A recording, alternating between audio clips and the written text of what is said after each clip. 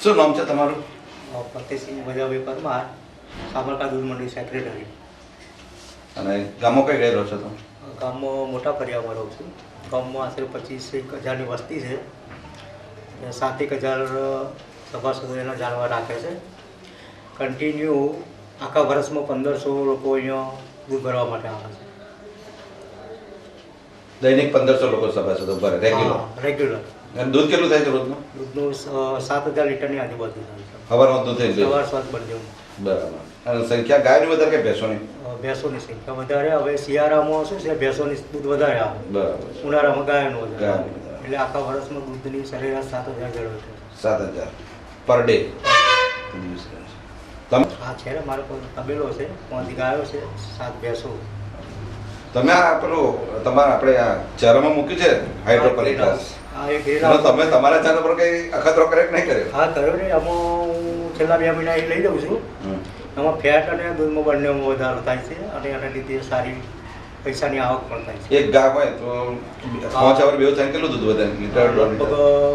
700 ગ્રામ જેવું એટલે 1.5 લીટર વધે 1.5 પ્રતિ. લીટર જેવું દૂધ વધે. અને ફેટમાં ફેટમાં 3 પોઈન્ટનો વધારો થાય છે. એને લીધે 10 થી 15 રૂપિયાનો ફાયદો થાય છે. બંને રીતે જોઈએ તો દૂધ અને ફેટનો ગાયની અંદર 10-15, ભેંસમાં થોડો વધારે થતો? વધારે થાય છે. બરાબર. ભેંસમાં તમે ખવડાવ્યું છે? ભેંસમાં આ ભેંસમાં પણ ખવડાવ્યું છે. એમાં પણ 1 લીટર જેવો વધારો થાય છે અને એની કિંમત થોડી વધારે હોય છે ભેંસ દૂધની. એના માટે આમાં લગભગ 20 રૂપિયા જેટલો ફાયદો થાય. 20 રૂપિયા એક પર કિલો. દિવસ.